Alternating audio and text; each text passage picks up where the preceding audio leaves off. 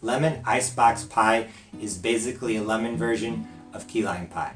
It has that same sweet and tart contrast, and together with my Ritz cracker pie crust, the flavor combination is outstanding.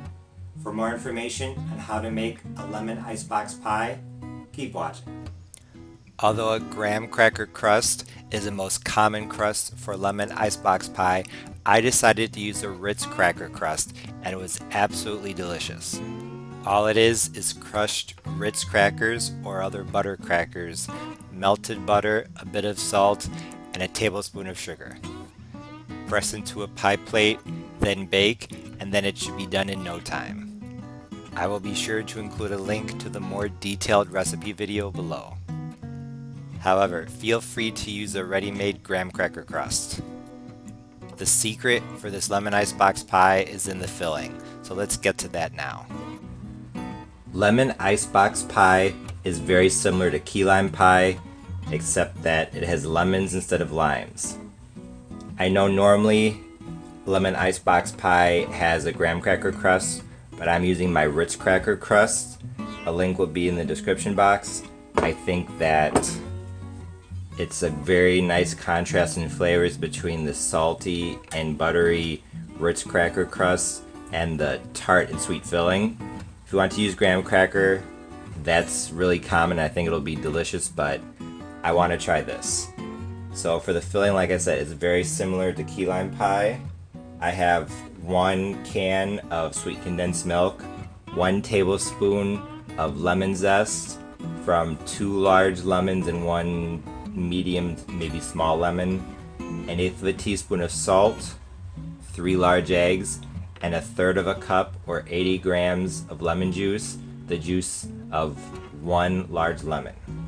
So to make the filling, all I'm going to do is simply pour the sweetened condensed milk into this container, and then I'm going to add the other ingredients.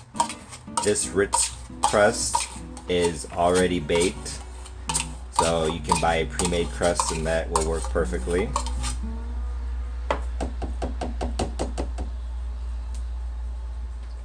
And now I'm going to add the 1/8 teaspoon of salt, 1 tablespoon of lemon zest,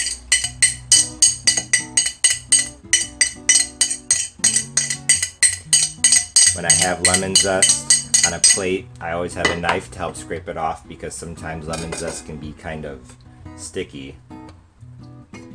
3 large eggs, the 1/3 cup or 80 grams of freshly squeezed lemon juice. I'm just going to stir to combine, and then I'm going to pour the filling into the pie crust. And now that the filling is fully mixed, I'm just going to pour it into this 9-inch Ritz cracker pie crust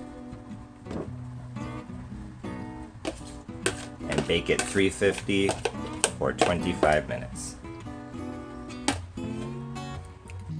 After baking at 350 degrees Fahrenheit for 25 minutes, the lemon icebox pie was ready, and I was super excited to dig in.